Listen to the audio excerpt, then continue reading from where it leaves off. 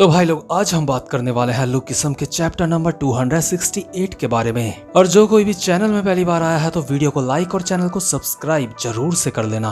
आज की वीडियो की शुरुआत में हम देखते हैं एक बंदा भागता हुआ आता है जस्टिन और चक के पास और कहता है, बॉस एक दिक्कत हो गई है, जे हाई स्कूल के बच्चे यहाँ पे पहुँच चुके हैं। जस्टिन और चक कहता है, अबे इतना ज्यादा परेशान मत हो, हमें बस बता वो कहाँ पे है। चक और मैं उनका अच्छे से ख्याल रखेंगे। ये बंदा कहता है, बॉस दरअसल बात यह है कि वो लोग पूरे के पूरे गैंगडोंग में फैले हैं। वो चश्मे वाला पागल इंसान अभी गैंगडोंग के ईस्ट में है और वो मोटा जिसके शरीर में टैटू है अभी वो वेस्ट में है और वो पीले बालों वाला चिकना वो अभी साउथ में है और बर्ड नकल की गैंग का लीडर सर इस वक्त वो नॉर्थ में है और गैंगडोंग के बिल्कुल सेंटर में वो इंसान है जिसके साथ हमारी फाइट एक बारी पहले भी हुई थी। चक और जस्टिन कहते हैं, अच्छा वो प्यारा सा बंदा। और ये बात कर रहे होते हैं हमारे डैनियल पार्क की। अभी हम देखते हैं जो डैनियल होता है, डैनियल को चारों तरफ से लड़कियों ने घेर रखा होता है। डैनियल इन लड़कियों से पूछता है, हे क्या तुम जैस्मिन नाम की किसी लड़की को जानती हो? और लड़कियां डैनियल को बोल रही होती हैं, वाह ये कितना ज्यादा क्यूट है, हे चलो हम तुम्हें अपने साथ लेके चलते हैं जैस्मिन के पास। इसके बाद जो बंदा जस्टिन और चक के पास आया होता है वो कहता है, तो बॉस मुझे बताओ, मुझे ऑर्डर्स दो, आखिर अब मैं क्या करूं? सबसे पहले हमें किस जगह पे जाना चाहिए? और हम देखते हैं जो जस्टिन और चक होते हैं अभी उनका भी दिमाग चकरा गया होता है, उन्हें समझ नहीं आ रहा होता है कि उन्हें कहाँ जाना है। लेकिन इसके बाद सीन शिफ्ट होता है और हम देखते हैं जिन जैंग को। जिन जैंग ओली वैंग को कहता है, चिंता करने की कोई भी जरूरत नहीं है, मैंने पहले ही अपनी दूसरी बड़ी पिक्चर का प्लान स्टार्ट कर दिया है। ओली कहता है, बिल्कुल सही कहा तुमने, तुम्हारी ये आर्ट एक मास्टरपीस होगी। इसके बाद जिनजैंग स्टाइल में कहता है, जे हाई स्कूल तुम्हारा स्वागत है, जहाँ पे तुम डांस करने वाले हो वो जगह होगी गैंगडोंग। और साथ ही साथ में जिनजैंग अभी एक आर्ट भी बना रहा होता है जो कि हमें बाद में दिखाई जाएगी। तो खैर इसके बाद हम देखते हैं हमारे विंजिन को, जिसने हॉस्टल गैंग के एक बंदे का हाथ मोड़ रखा होता है। लेकिन फिर भी विंजिन को इस बंदे से कोई भी जानकारी नहीं मिलती। विंजिन कहता है, शिट ये साला आखिर क्या कह रहा है? पॉइंट ऑर्गेनाइजेशन, मुझे कुछ भी समझ नहीं आ रहा है, मुझे कोई भी इंफॉर्मेशन नहीं मिली अब तक। मैरी किम की फोटो, मुझे तो ये भी नहीं पता वो कहाँ है। विंजिन हॉस्टल गैंग के बंदे को कहता है, तो साले मैं तेरा हाथ खींचता रहूंगा जब तक तू मुझे बता नहीं देता।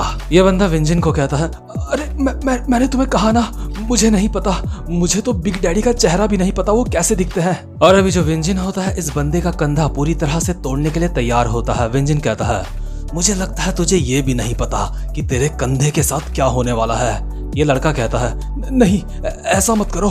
और इससे पहले कि विंजिन इसका कंधा तोड़ता, हमारा वास्को विंजिन के पीछे से आता है और कहता है, बस बहुत हुआ, वैसे भी तुम्हें इससे और जानकारी नहीं मिलने वाली, तो इसलिए इतनी मेहनत करना बेकार है, तुम्हें इस इंसान के साथ ऐसा नहीं करना चाहिए। विंजिन कहता है, अबे साले हरामखोर, क्या तू मुझसे कोई मजाक कर रहा है? आखिर तुझे इस बात की चिंता क्यों है कि मैं जानकारी कैसे निकलवा रहा हूँ? क्या तू चाहता है पहले मैं तेरा कंधा उखाड़ दूं? वास्को कहता है, क्या तुम्हें पूरा यकीन है अपने ऊपर विंजिन? क्या तुम ऐसा कर सकते हो? और विंजिन अपने मन में सोच रहा होता है, मैंने वास्को को ये कह तो दिया, लेकिन इन चश्मों की वजह से मैं फाइट नहीं कर सकता। मैं अभी बिल्कुल भी अच्छा महसूस नहीं कर रहा हूँ। जब से मैं शियोल से यहाँ पे आया हूँ तब से कोई ना कोई मुझसे उलझे जा रहा है। और विंजिन का मतलब होता है अभी लोगन ली, डैनियल और वास्को लोगों से। इसके बाद सीन शिफ्ट होता है और हम देखते हैं लोगन ली को, जिसने अकेले ही मार मार के हॉस्टल गैंग के 20-30 बंदों को लेटा रखा होता है। लोगन अपने मन में सोच रहा होता है, हान्युल मुझे माफ कर देना, चाहे मैं कितनी भी कोशिश कर लूं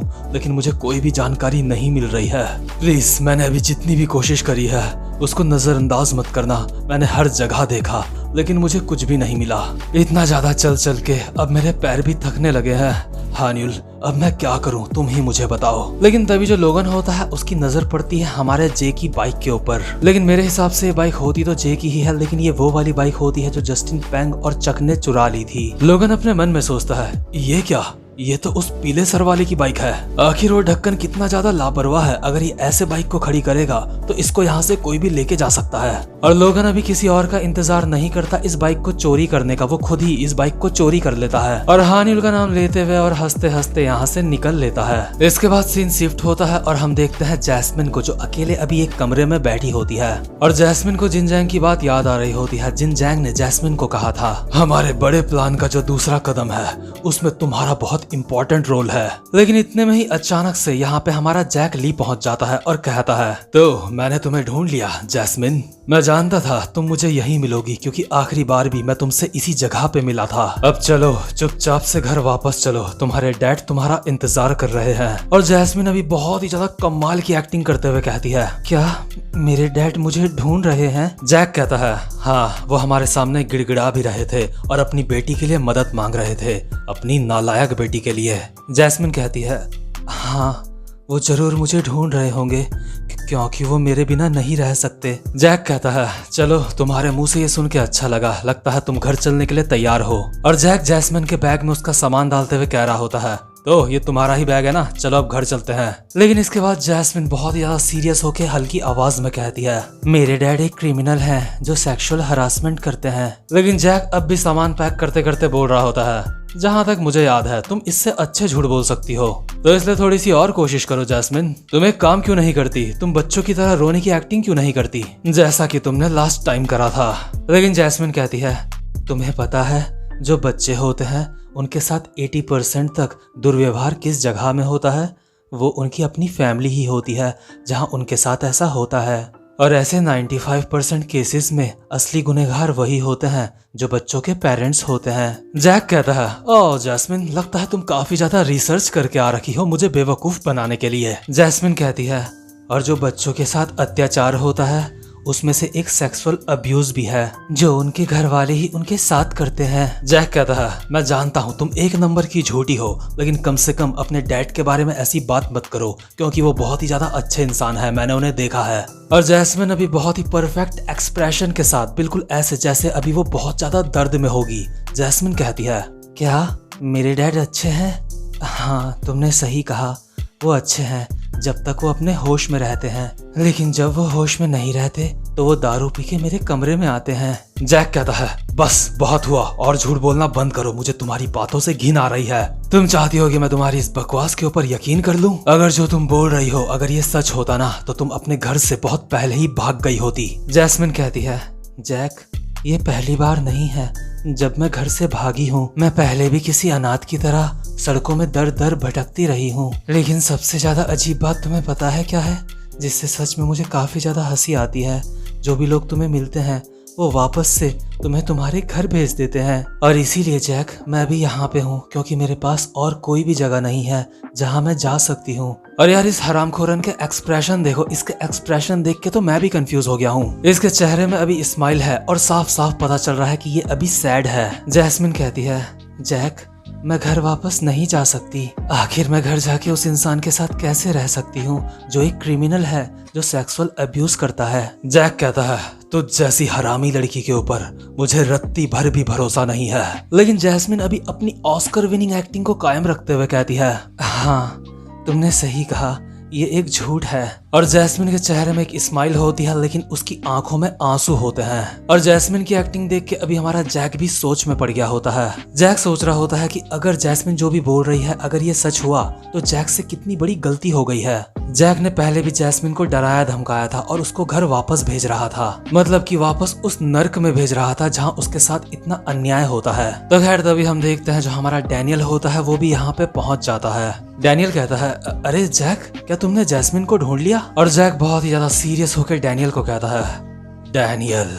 इसके बाद हम देखते हैं जिन जैंग को, जो वो आर्ट बना रहा होता है वो हमारे जैक की ही होती है। जिन जैंग कहता है, जब इस बंदे को किसी चीज के ऊपर यकीन हो जाता है तो वो उसी के हिसाब से काम करता है। जैक ली इसी तरीके का इंसान है, अगर उसने एक बार कुछ ठान लिया तो उसको मीरा किम भी नहीं रोक सकती। ये बंदा सच में काफी ज्यादा कूल है। ऑली वैंग कहता है, तो फाइनली तुम मुझे वो सारी बातें बता रहे हो जो तुमने जे हाई स्कूल में ऑब्जर्व करी थी। जिन जैंग कहता है, हाँ, लगता है अब तुम्हें बता देना चाहिए। जे हाई स्कूल वो जगह ऐसी है जैसे कि कोई राक्षस की गुफा होगी। वहाँ मैंने जिन राक्षसों को देखा वो इतने ज्यादा ताकतवर है कि वो अकेले ही किसी गैंग के लीडर को हरा सकते हैं। मैं पहले जब वहां पे पहुंचा था तो मेरा दिमाग खराब हो गया था ये सोच सोच के कि अगर इन बंदों ने हॉस्टल गैंग के ऊपर हमला कर दिया तो ये हॉस्टल गैंग की हालत खराब कर देंगे। बर्नकल का वास्को, उसके पास बहुत ज्यादा ताकत है, वो एक सुपर ह्यूमन की तरह है। और दूसरा है विंजिन,